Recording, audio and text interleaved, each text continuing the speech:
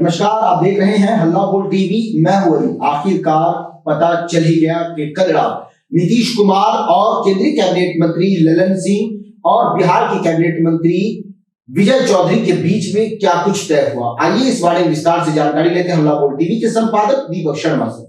मंत्री अशोक चौधरी का नाम तो आपने छोड़ ही दिया। मुख्यमंत्री नीतीश कुमार, विजय चौधरी, अशोक चौधरी और भारत सरकार के कैबिनेट मंत्री ललन सिंह, ये सब बैठे। मुख्यमंत्री नीतीश कुमार ललन सिंह को छोड़ने उनके आवास गए और फिर वहां उनके आवास पर 15 मिनट उनके साथ गहन विचार विमर्श किया जी। तो कुछ तो बड़ी बात जरूर कल रात तय हुई। जो खबर आ रही है वो ये है कि 5वीं राज्यसभा सीट की ओर भी ललचाई नजरों से जी देख रहा है जनता दल यूनाइटेड। 5 सीटें अप्रैल 2026 में बिहार में राज्यसभा की खाली होने जा रही जी।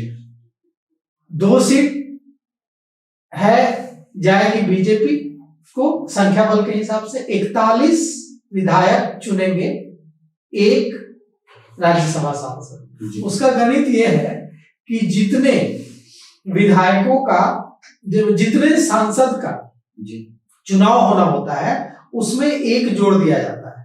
मतलब कितने सांसदों का चुनाव होना है तो 5, तो 5 में 1 जोड़ देंगे तो हो जाएगा 6 और 6 को 6 से भाग देंगे। टोटल जो नंबर है विधानसभा में सदस्यों की संख्या है, तो बिहार विधानसभा में सदस्यों की संख्या है 243, तो 6 से 243 में भाग देंगे तो 40.5 आता है, मतलब 41 जी। मतलब 41 विधायक जिसके होंगे उसका 1 राज्यसभा सांसद बिहार से जाएगा।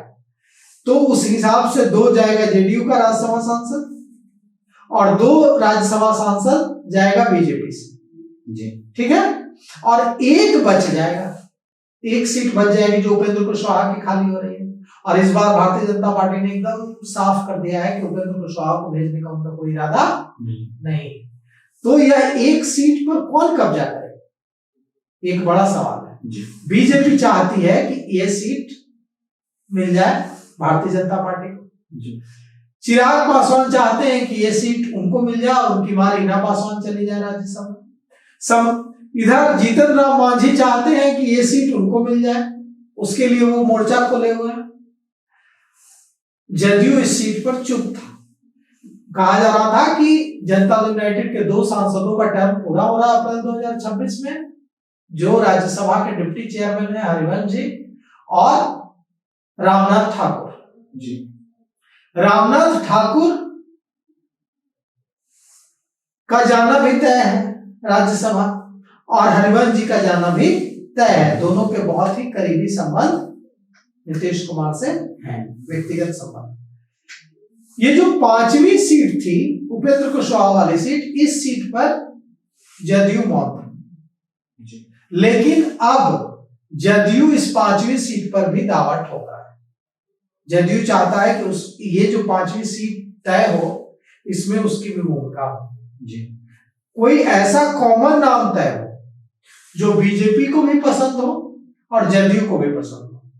ऐसा नाम नहीं हो जो बीजेपी का हो जिसमें जदयू का की कोई भूमिका नहीं जी। तो अब इस 5वीं सीट के लिए रणनीति बन रही है और इस 5वीं सीट के लिए रणनीति बनाने के लिए शुरू हो गई है मीटिंग्स। कॉमन नाम चाहता है जदयू कि एक ऐसा नाम जाए जो आधा जदयू की भी पसंद हो और आधा बीजेपी की भी पसंद हो। गैर राजनीतिक नाम भी हो सकता है जिसका राजनीति सीधे सीधे राजनीति से वास्ता नहीं है, जो जदयू का नेता है ना बीजेपी का नेता है। ये एक बात। दूसरी जो चर्चा का बिंदु रहा वो बिंदु रहा जिस पर चर्चा हुई, वो इस पर गहन चर्चा हो रही है कि भारतीय जनता पार्टी सरकार में अपना प्रभाव बढ़ा रही है जी और जदयू पर हावी होना चाह रही है। इसको कंट्रोल करना चाहते हैं नीतीश कुमार जी। नीतीश कुमार नहीं चाहते हैं कि भारतीय जनता पार्टी जनता दल यूनाइटेड पर हावी हो और इस पर भी गहन मंत्रणा हुई है कि कैसे भारतीय जनता पार्टी को कंट्रोल में रखा जाए। क्योंकि पिछले 5 साल तो नीतीश कुमार ने यह कहकर कंट्रोल में रखा कि अगर आप हमारी बात नहीं सुनेंगे तो हम आरजेडी के साथ चले जाएंगे जी। लेकिन इस बार तो, और गए भी, जब बीजेपी ने नहीं बात सुनी तो गए भी, दो बार गए जी। लेकिन इस बार यह भी नहीं है, क्योंकि जदयू और आरजेडी के मिलने से सरकार भी नहीं बन रही है। और अगर जोड़ तोड़ करके बसपा, कांग्रेस, लेफ्ट, एआईएमआईएम सबको मिला करके बना भी ले सरकार, तो वो सरकार बहुत कमजोर सरकार होगी। एक दो विधायक इधर उधर हुए तो सरकार गिर जाएगी। तो ऐसी सरकार बनाना चाहेंगे नहीं नीतीश कुमार। बीजेपी के पास भी ऑप्शन नहीं है। बीजेपी की माइनस नीतीश कुमार सरकार बना ले। अगर सरकार बनेगी तो बहुत कमजोर सरकार बनेगी, तोड़फोड़ करके सरकार बनेगी, और एक दो विधायक इधर उधर हुए तो बीजेपी की सरकार गिर जाएगी। तो ना बीजेपी के पास ऑप्शन है ना नीतीश कुमार के पास ऑप्शन। लेकिन दोनों ही पार्टियां एक दूसरे पर हावी होना चाहती है। बीजेपी चाहती है कि ठीक है मुख्यमंत्री पद पर नीतीश कुमार रहे, लेकिन निशांत कुमार को पार्टी की कमान दी जाए, निशांत कुमार को धीरे धीरे आगे बढ़ाया जाए। लेकिन नीतीश कुमार अभी एकदम पावर अपने हाथ में रखना चाहते हैं जी। और वे नहीं चाहते हैं कि भारतीय जनता पार्टी उन पर हावी हो। इसके लिए नीतीश कुमार ने विजय चौधरी, ललन सिंह के साथ जो मीटिंग हुई है उसमें चर्चा की कि कैसे ऐसी रणनीति बनाई जाए कि बीजेपी कंट्रोल में रहे जी। राज्यसभा के सीट पर फंसा कर, मतलब 5वीं सीट पर जब नीतीश कुमार दावा ठोकेंगे, जेडीयू दावा ठोकेगा कि नहीं 5वीं सीट हमारे नेता की होनी चाहिए जी। गृह मंत्रालय, होम पोर्टफोलियो, गृह विभाग आपने मांगा हमने दिया, विधानसभा अध्यक्ष आपने मांगा हमने दिया, विधान परिषद में भी सभापति आपके हैं, तो 5वीं सीट हमें दीजिए। या कोई ऐसा नाम रखिए जो आपका भी पसंद, आपकी भी पसंद हो, हमारी भी पसंद हो, गैर राजनीतिक नाम रखिए। तो बीजेपी इसी में उलझ जाएगी। और बीजेपी ने क्या किया है, बीजेपी ने चुनाव से पहले जीतन राम मांझी और चिराग पासवान दोनों को वादा कर दिया था कि एक एक सीट राज्यसभा के देंगे जी। अब चिराग पासवान भी मांग रहे हैं, जीतन राम मांझी नहीं मांग रहे थे, जीतन राम मांझी चुप थे। चिराग पासवान अपनी मां रीना पासवान को भेजना चाहते हैं, तो बीजेपी ने जीतन राम मांझी को खड़ा कर दिया। बीजेपी ने जीतन राम मांझी को कहा कि आप भी मांगिए और बोलिए कि हमको नहीं, अगर भारतीय जनता पार्टी सीट देगी राज्यसभा की तो हम एनडीए छोड़ देंगे, मंत्री पद से इस्तीफा दे देंगे। और जीतन राम मांझी जो भी बोल रहे हैं कि अब इनकलाब करने का समय आ गया है, बीजेपी धोखा दे रही है, वो सब बीजेपी की साफ पर दे रहा है। जीतन राम मांझी बीजेपी की साफ पर बीजेपी के खिलाफ बोल,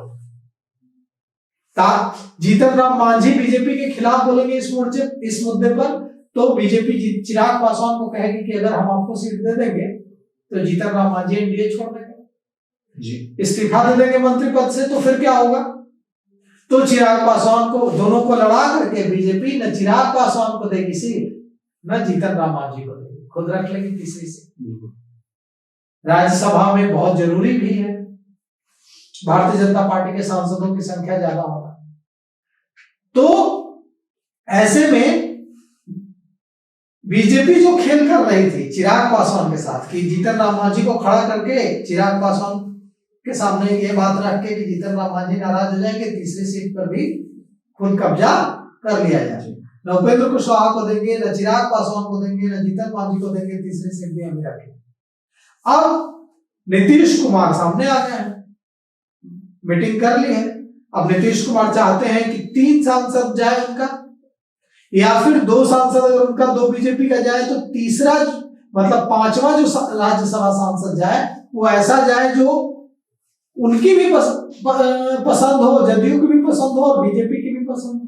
और इसको लेकर उन्होंने प्रेशर क्रिएट करने का मन बनाया है, और यह प्रेशर बहुत भारी पड़ेगा बीजेपी पर, क्योंकि बीजेपी नीतीश कुमार के पास राज्यसभा में एक सांसद भेजना बस पार्टी को का अपर हैंड दिखाना है, और यह दिखाना है कि अब भी नीतीश कुमार की पार्टी एनडीए में बिहार में छोटे भाई की भूमिका में नहीं, बस इतनी सी।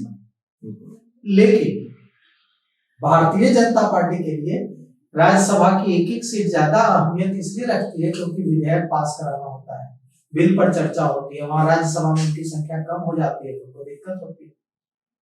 लोकसभा में तो वो एकदम पास करा लेते हैं, राज्यसभा में दिक्कत आने लगती है। तो अब ऐसे में देखिए कि ये 5वीं सीट किसके खाते में जा रही है। और सब एक और चीज पर चर्चा हो, वो चर्चा यह है कि अब फिर से मंत्रिमंडल का विस्तार होगा खरमास के बाद। उस मंत्रिमंडल के विस्तार पर भी चर्चा हुई कि किसको मंत्री बनाया जाएगा, कौन कौन विभाग अपने पास रखा जाएगा, इन सारी चीजों पर भी चर्चा हुई। सुना आपने, कल रात नीतीश कुमार और कैबिनेट मंत्री, केंद्रीय कैबिनेट मंत्री ललन सिंह और बिहार कैबिनेट मंत्री विजय चौधरी के बीच में क्या कुछ चर्चाएं हुई, इस पूरे मामले को लेकर आपकी क्या राय है? अपनी राय कमेंट्स बॉक्स में जरूर दें। तो फिलहाल इस पेशकश में इतना ही। आए कि खबरों के लिए बने रहे हल्ला बोल टीवी के साथ। धन्यवाद।